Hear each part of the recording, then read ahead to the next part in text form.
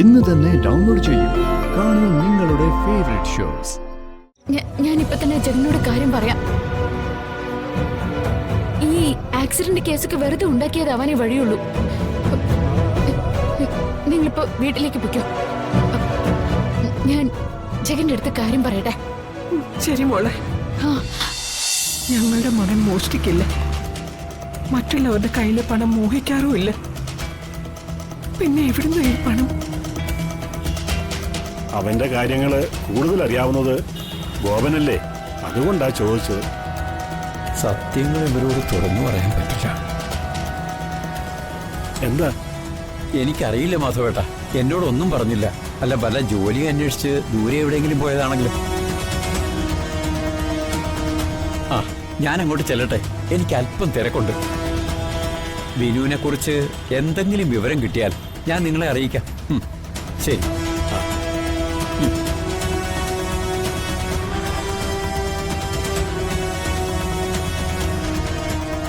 ഏതായാലും പോലീസ് സ്റ്റേഷനിൽ ഒരു പരാതി കൊടുക്കുന്നത് നല്ലതാ. ശരിയാ മാധവേട്ട. വാ.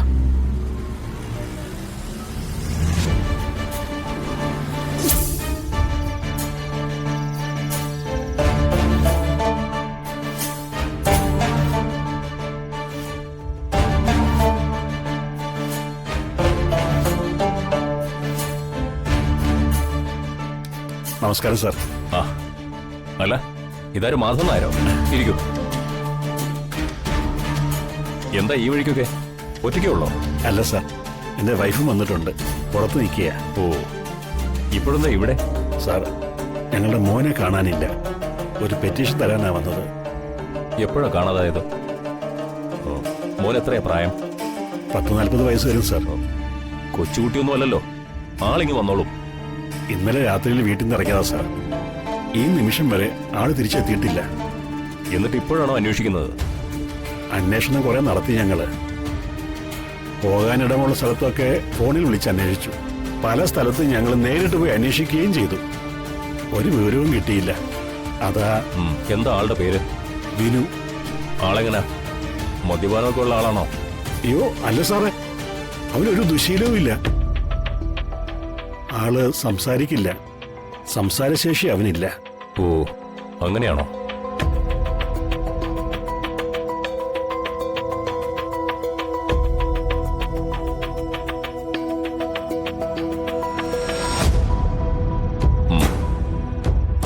ആളിന്റെ ഫോട്ടോ കയ്യിലുണ്ടോ? ഉണ്ട് സാർ.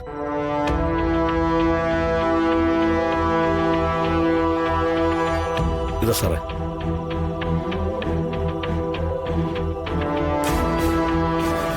ആ, ഇയാളാണോ? ഇയാളെ ആക്സിഡന്റ് കേസിലെ പ്രതിയല്ലേ? ഇയാളെ അറസ്റ്റ് ചെയ്ത് ഇവിടെ കൊണ്ടുവന്നതാണല്ലോ. അറസ്റ്റ് ചെയ്തെന്നോ? അതെ. ആളിപ്പോ സെല്ലിലുണ്ട്.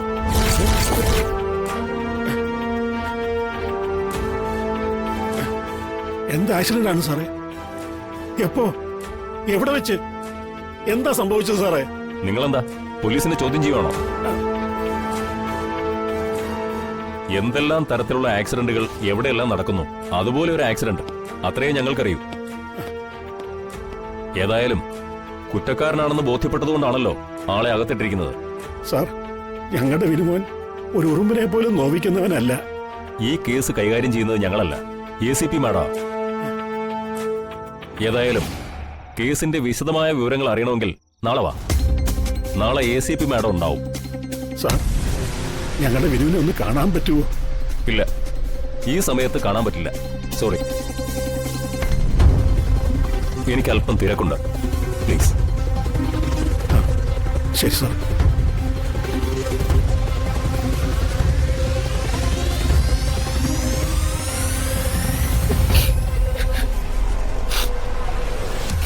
മാധവേട്ട, ഒരു ഉറുമ്പിനെ പോലും നോവിക്കാത്തവനെ നമ്മുടെ വിനുമോൻ. അവനെ ആരും ചതിച്ചതാ. ചന്ദ്രു, ഇത് റോഡാണ്, കരയരുത്. ആൾക്കാർ ശ്രദ്ധിക്കും. മാധവേട്ട, അവര് വിനുവിനെ ഒന്ന് കാണാൻ പോലും അനുവദിച്ചില്ലല്ലോ. പോട്ടെ ചന്ദ്രു, രാത്രിക്ക് ഒരു പകലുണ്ടാകുമല്ലോ. മാധവേട്ട, ഇന്നുവരെ ഒരു സ്കൂട്ടർ പോലും ഓടിച്ചിട്ടില്ലാത്ത വിനു എങ്ങനെയാ ആക്സിഡന്റ് ഉണ്ടാക്കി കൊല്ലുന്നത്? അത് തന്നെയാ ചന്ദ്രു ഞാനും ആലോചിക്കുന്നത്.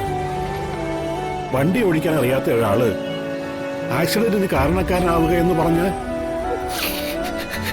ഒരു കാര്യം ഉറപ്പാ, നമ്മുടെ വിനുമോനെ ആരോ കുരുക്കിയതാണ്. ആലോചിച്ചിട്ട് ഒരു എത്തും പിടിയും കിട്ടത്തില്ലല്ലോ ചന്ദ്രു. മാധവേട്ട, ഈ സമയത്ത് വിക്രമനെ വിളിക്കാൻ പറ്റില്ലല്ലോ. പന്തിനെ കൊണ്ട് ജഗനോട് കാര്യങ്ങളൊക്കെ ധരിപ്പിക്കാം. ജഗനാകുമ്പോ പോലീസിലൊക്കെ പിടിപാട് കാണും. ഒന്നുമില്ലെങ്കിലും കാര്യങ്ങളെങ്കിലും ചോദിച്ചു പറയുമല്ലോ. അത് വേണോ ചന്ദ്രു? വേണം. വിളിക്കും മാധവേട്ട.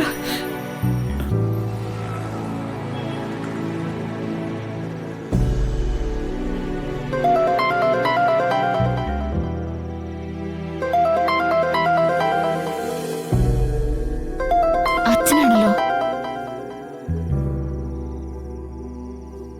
അച്ഛാ. മോളെ, ജഗനില്ലേ? ആ ഉണ്ടല്ലോ. എന്താ അച്ഛാ? ആ മോളെ, നമ്മുടെ വിനുവിനെ പോലീസ് അറസ്റ്റ് ചെയ്തു. അയ്യോ അച്ഛ, വിനുവേട്ടനെ പോലീസ് അറസ്റ്റ് ചെയ്തെന്നോ? എന്തിന്?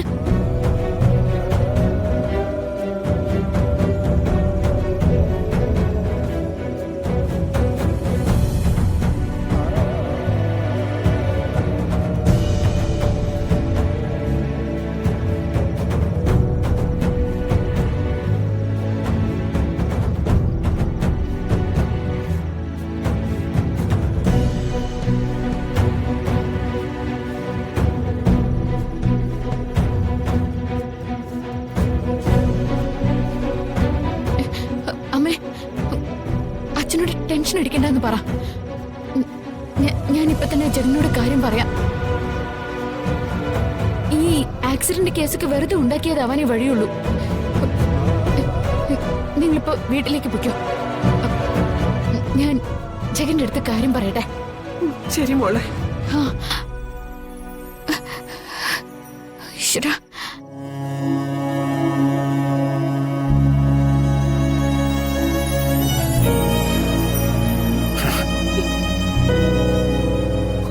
ചെറിയൊരാശ്വാസം കിട്ടി. ഇനി ജഗൻ നോക്കിക്കോളും മാധവേട്ട.